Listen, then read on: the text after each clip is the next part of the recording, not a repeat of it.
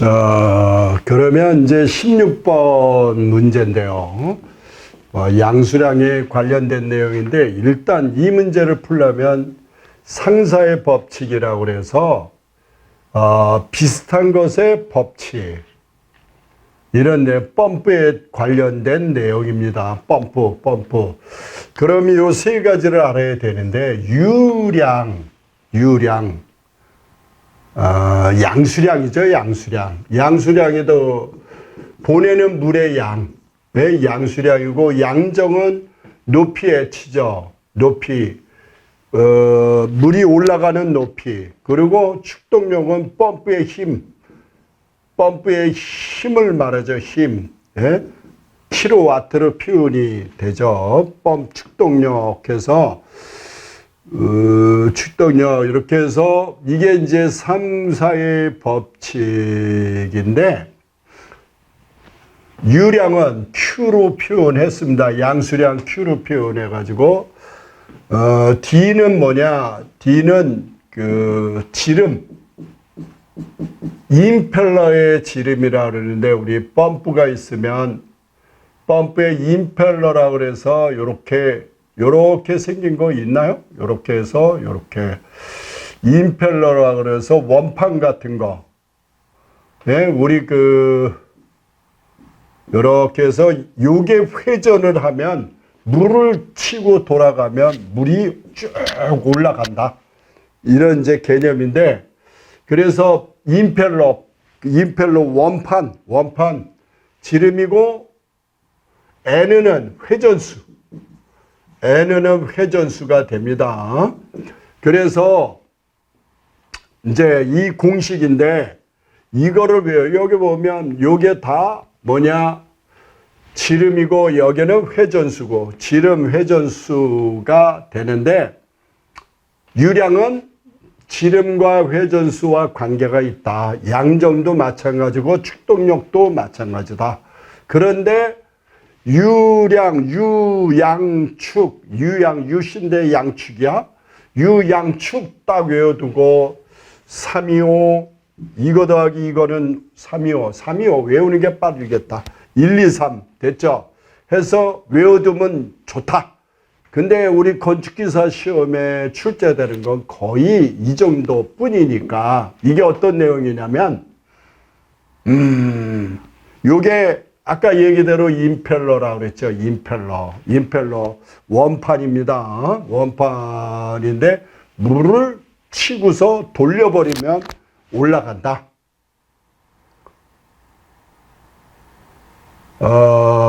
예를 들어 문제를 푸는 게 빠르겠네요. 양수량이 1세제곱미터 퍼 미니아, 분당 1세제곱미터를 올라간다. 보낸다. 1분의 1세제곱미터를 올려보내는데, 전 양정이 50m야. 높이가. 펌프에서 회전수를 1.2배 증가시켰을 때 양수량이니까 이 공식으로 푸는 거죠. 밑에 건 필요가 없잖아요. 현재는 출제됐던 게 이것만 출제된 걸로 보여져요. 그래서 좋아요. 이 식에서 여기 보면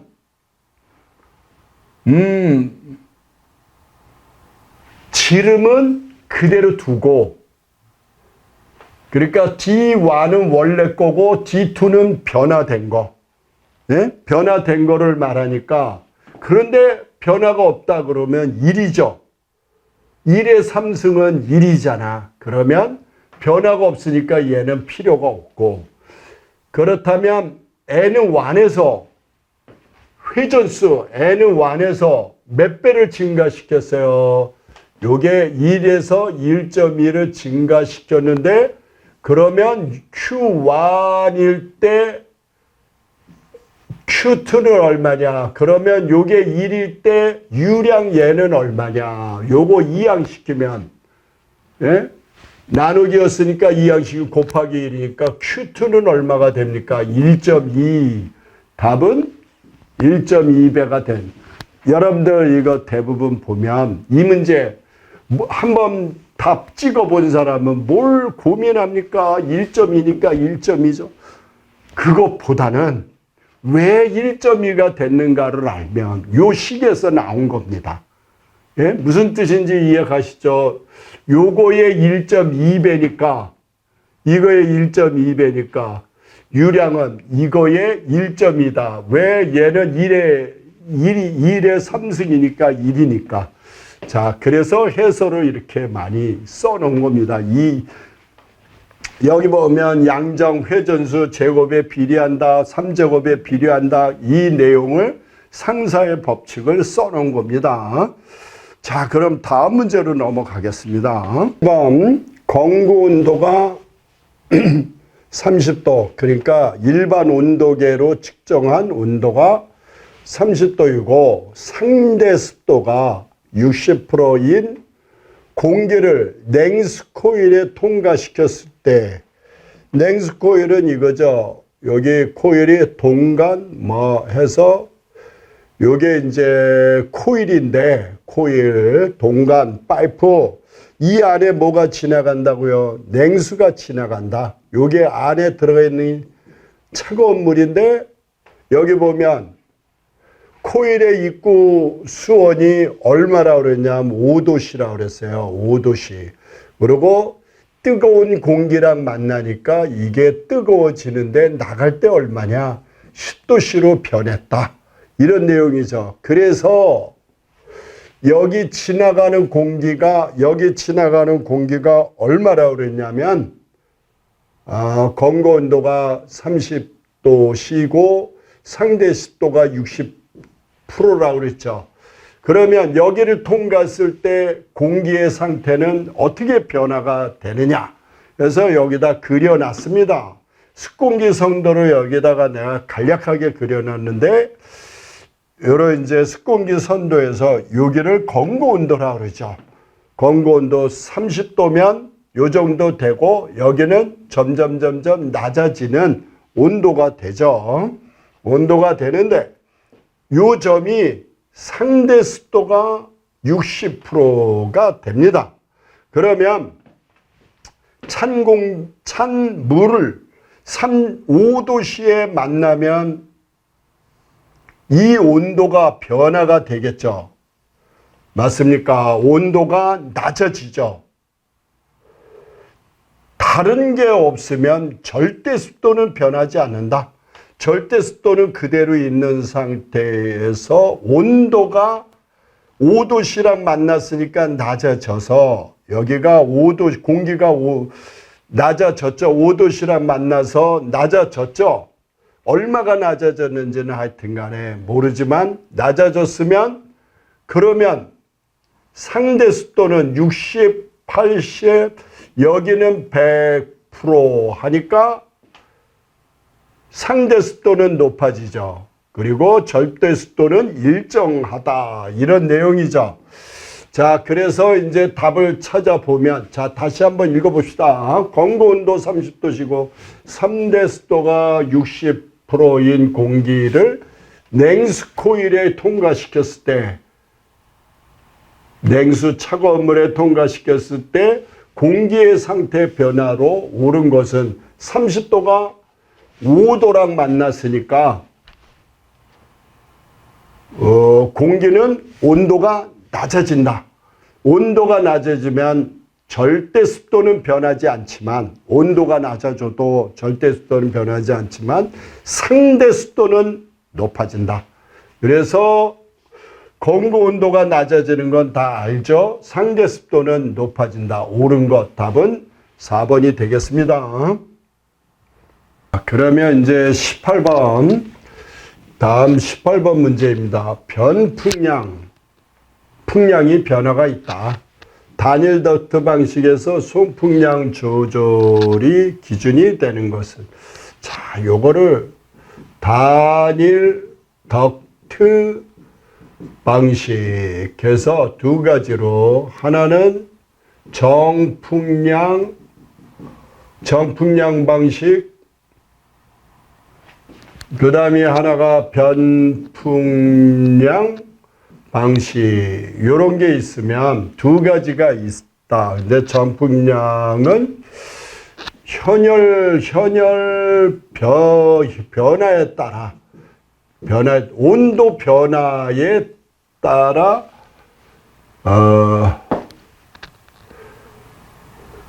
냉난방기, 공조기 온도 조절, 온도를 조절하는 거고, 변풍량은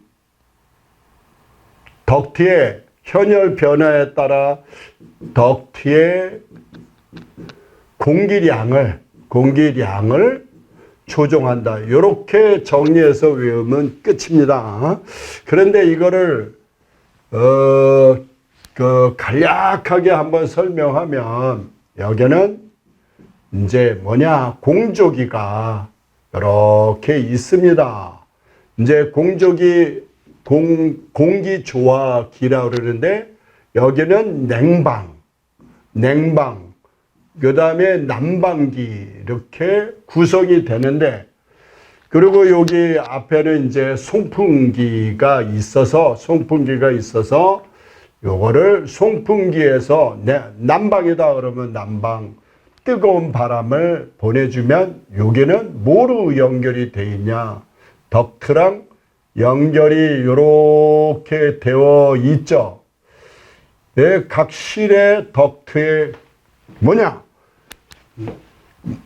난방이 되면 뜨거운 바람을 이렇게 해서 보내주는데, 여기 이제 실에 보내주는데, 이걸 뭐라고 표현합니까? 요거를 뭐라고 표현하냐면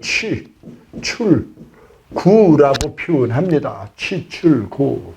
그죠? 그러면 아까 얘기대로 단일 덕트 방식은 공조기가 하나인데, 그 안에 냉방장치가 있고 난방장치가 있다. 그 얘기죠. 그러면 정풍량 방식은 현열 부하에 따라, 현열 부하라는 표현은 온도가, 그러니까 온도가 낮아졌다, 춥다, 쉽게 얘기하면 춥다. 그러면 정풍량 방식은 뭐냐, 풍량은 일정하게 하고 온도를 높여준다.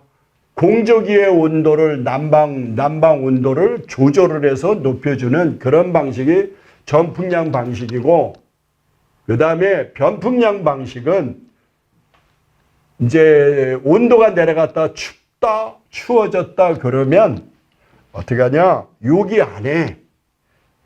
안에 취출구 근처에 뭐를 설치하냐면 VAV라고 해서 공기량을 조절하는 그런 기기가 됩니다. 그래서 여기 이제 내가 써놓은 게 뭐냐, 가변 풍량 조절기라고 써놨습니다. 예를 들면 저기다가 이제 요런 식으로 조정을 하면 되겠죠. 요렇게 조정해서, 표현이 좀 어렵네요. 그러니까 만약에 각형, 뭐 보통 원형을 많이 쓰지만 이렇게 돼 있으면 요거를 가변이 뭡니까? 요렇게 여기 축을 중심으로 해서 요렇게 움직인다 그 얘기예요. 그러면 공기가, 뜨거운 공기가 요렇게 빠져나가죠. 공기량을 많게 하려면 요렇게 하면 있는 공기가, 뜨거운 공기가 다 나가겠죠.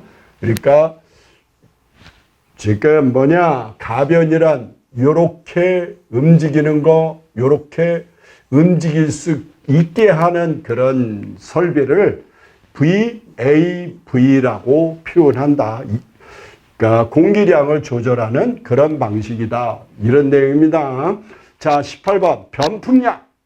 정풍량이 아니라 변풍량이라 그랬죠. 취출구 근처에 뭘 설치한다? VAV를 설치한다. 그죠? 그래서 단일 덕트는 공조기가 냉방, 난방. 그래서 풍량 조절이 기준이 되는 것은 뭐냐? 답은 3번이죠. 실내 현열 부하. 뭐 어려운 내용이 아니고, 현열이란 뭡니까? 온도를 변화시키는데 드는 열, 그러니까 온도가 낮아졌다 그러면 그 실이 추워졌다 그러면 공기량을, 뜨거운 공기를 많이 들여보내는 방식이 변풍량 방식이다 그 얘기죠. 온도가 너무 높다 그러면, 뜨거우면 VAV를 조정을 해가지고 공기를 조금 집어넣는다. 그런 방식이 변풍량 방식이다. 이제 자, 이제 19번 문제가 되겠습니다. 삼상 동력과 단상 전등 부하를 동시에 사용할 수 있는 방식으로 대형 빌딩이나 공장 등에 사용하는 거. 그래서 단상 2선식이라고 있는데 두 선이 들어옵니다. 요거는 220V, 220V, 그리고 일반 가정집, 그러니까 전등이라든가 일반 가전제품을 연결해서 쓰는 그런 방식을 말하죠. 근데 3선은 한 선 더 그으면 뭐냐, 220V에다가 110V를 쓰는 것이, 그러면 110V 안 쓰니까 3선은 안 쓴다. 그 다음에 이제 삼상이라고 있는데 선이 3개입니다.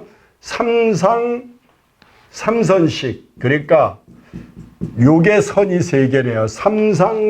삼선식은 요게 동력, 그러니까 기계를 돌리는 거, 그죠? 기계를 돌리는데 필요한 전기가 삼선식이다. 선이 3개다. 선이 3개가 됩니다. 삼선이라고 그랬으니까. 그런데 보통 건물에 동력만 쓰는 경우가 없죠.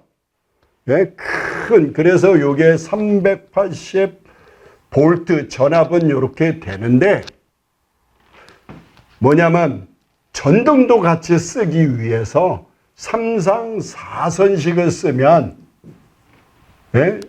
여기에는 이제 뭐가 나오냐, 선이 4개인데 하나가 중성선이라는 게 나와서 380V도 되지만 얼마도 되냐, 220V도 사용할 수 있다 그 얘기죠. 그러니까 여기는 뭡니까, 동력에 쓰는 거고, 그죠? 기계, 큰 전기가 용접할 때라든가 우리 제빵기계, 그런 큰 기계 돌릴 때 필요한 전력이고, 요거는 220V는 예? 가정에서 쓰는, 그러니까 삼상 4선식은 동력에도 쓸 수 있고 가정에서도 쓸 수 있어서 일반 큰 공장이나 빌딩이나 이런 데에서는 뭘 쓴다? 삼상 4선식을 사용한다. 답은, 자, 문제도 안 읽어봤네요. 19번. 삼상 동력 가면 원래 삼상 3선식이죠. 그 다음 단상 전등은 뭐요? 요게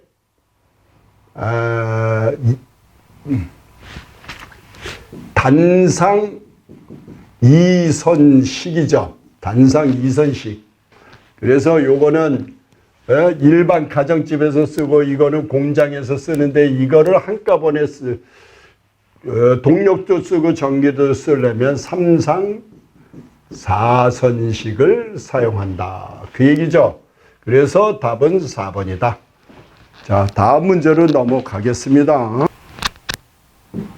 몇 번이냐? 20번 문제입니다. 승객 스스로 운전하는, 그러니까 승객 스스로 운전하는 전자동 엘리베이터, 승강기죠, 승강기. 스스로 운전하는 전자동 엘리베이터 승강기 카 버튼이나 승강장의 호출 신호로 기동 정지를 하는 엘리베이터 조종 방식은 승객이 스스로 운전하는 것. 답은 1번이 되겠습니다. 승합 전자동 방식이라고 하는데 요 해설 잠깐 한번 읽어봅시다. 조작 방식에서 카 스위치 방식이나 시그널 컨트롤, 레코드 컨트롤 방식은 승객이 운전하는 게 아니라 운전원이 조작하는 사람이 따로 있다 그 얘기죠. 이런 승강기를 조작하는 사람이 리모컨 식으로 조작을 한다 그 얘기고, 승합 전자동 방식은 승강기 내에서 카 버튼을 조작하거나 호출 신호로 바깥에서 우리가 사용하고 있는 승강기가 일반 승강기가 승합 전자동 방식이죠. 안에서 까고 싶은 층 조정하고 또 바깥에서 필요한 승강기 불러낸다. 기동. 그런 내용이죠. 답은 1번이 되겠습니다. 자, 다음